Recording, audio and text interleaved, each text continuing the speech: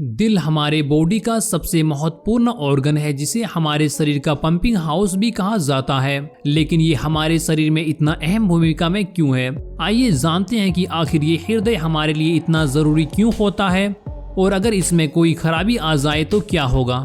हमारे हृदय में 4 मुख्य चैम्बर होते हैं: राइट एट्रियम, लेफ्ट एट्रियम और right ventricle, left ventricle. Left ventricle हृदय का मेन पंपिंग चैम्बर है और ये सिकुड़कर आयोटा के जरिए शरीर के बाकी हिस्सों में ऑक्सीजन से भरपूर ब्लड पंप करता रहता है। हमारे बॉडी में मौजूद हर मसल को अपना प्रॉपर तरीके से काम करने के लिए ऑक्सीजन की जरूरत होती है। इसी तरह हृदय को भी ठीक से काम करने के लिए ऑक्सीजन से युक्त ब्लड की जरूरत होती है और इसे ऑक्सीजन पहुंचाने का काम करती है कोरोनरी आर्टरी। ये छोटी छोटी कोरोनरी आर्टरी आयोटा से जुड़ी हुई होती है और हृदय के मांसपेशी को आवश्यक ऑक्सीजन और न्यूट्रिशन सप्लाई करती है। तीव्र कोरोनरी सिंड्रोम यानी कि एक्यूट कोरोनरी सिंड्रोम में इन्हीं कोरोनरी आर्टरी में ब्लॉकेज हो जाती है, जिसकी वजह से हृदय के मांसपेशी में सप्लाई होने वाले ब्लड में रुकावट आ जाती है। ऐसा अक्सर एथेरोस्क्लेरोसिस प्लाक यानी कोरोनरी आर्टरी में फैट, कोलेस्ट्रॉल या अन्य किसी चीज के जमा हो जाने से या कोरोनरी आर्टरी में ऐंठन आ जाने से या फिर आर्टरी के फट जाने से होता है। कोरोनरी आर्टरी में लगातार फैटी प्लॉक के बढ़ने से कोरोनरी आर्टरी का गैप कम हो जाता है और जब इनमें से कोई फ्लैक रैप्चर हो जाती है तो ब्लड एक जगह पे इकट्ठा हो जाता है, जिसे ब्लड क्लॉट कहा जाता है, जिसके कारण कोरोनरी आर्टरी में ब्लॉकेज बन जाता है और ब्लड की सप्लाई बंद हो जाती है। दूसरा कारण है जिसके कारण कोरोनरी आर्टरी में ब्लॉकेज हो सकती है, कोरोनरी आर्टरी में स्पैज्म यानी कि कोरोनरी आर्टरी अचानक से ऐंठ जाती है और ये स्मोकिंग, दवाई, ठंड की मौसम, ज्यादा स्ट्रेस लेने के चलते हो सकता है। तीसरा कारण है कोरोनरी आर्टरी फट जाना, जिसकी वजह से ब्लड फ्लो में रुकावट आ जाती है।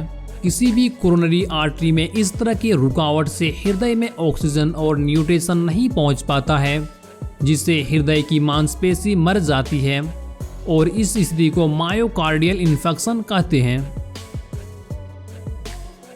कोरोनरी धमनी में रुकावट होने की लक्षण है अचानक से सीने में दर्द होना या बेचैनी, सीने में ऐंठन या जलन होना, जिसे एंजाइन कहते हैं।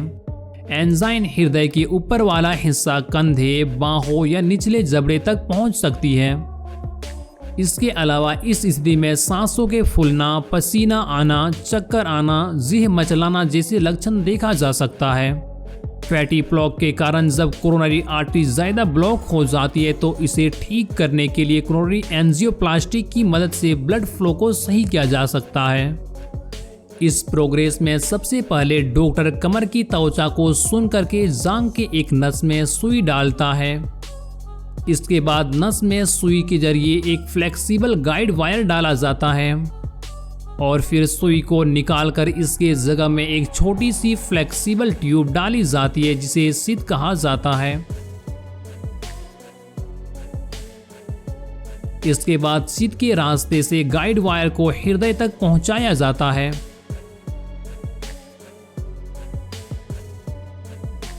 और फिर इस गाइड वायर की मदद से फ्लेक्सिबल ट्यूब, जिसे कैथेटर कहा जाता है, कोरोनरी आर्टरी तक पहुंचा दिया जाता है। इस स्थिति में पेशेंट को थोड़ा दर्द महसूस हो सकता है। इसे देखने के लिए एक्सरे डिवाइस का इस्तेमाल किया जाता है, जिसे फ्लोरोस्कोप कहा जाता है। अब डॉक्टर गाइड वायर को निकाल देते हैं और इसके बाद डॉक्टर कैथेटर के टिप को कोरोनरी आर्टरी के अंदर डाल देता है और जांच करने के लिए आर्टरी में एक डाई को डालता है। डाई डालने पर आर्टरी में किसी भी ब्लॉकेज को आसानी से देखा जा सकता है और अगर काफी बड़ा ब्लॉकेज दिखाई पड़ता है तो डॉक्टर आर्टरी के अंदर एक गाइड वायर को डाल देता है और वायर की मदद से कैथेटर को ब्लॉकेज वाली जगह पे ले जाता है। कैथेटर के टिप पर एक बैलून लगा हुआ होता है, जिसे ब्लॉकेज वाली जगह पर 10 से 20 सेकंड तक फुला दिया जाता है, जिससे फैटी प्लॉक अंदर को दब जाता है और आर्टरी फैल जाती है। इसके बाद बैलून को बाहर निकाल दिया जाता है।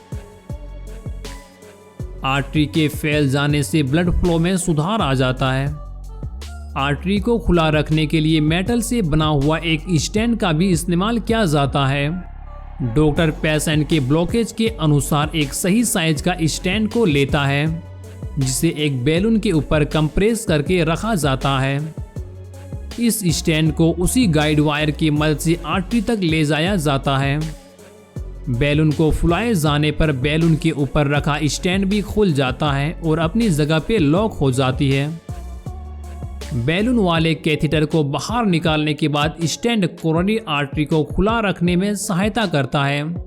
उसके बाद गाइड वायर को भी बाहर निकाल दिया जाता है।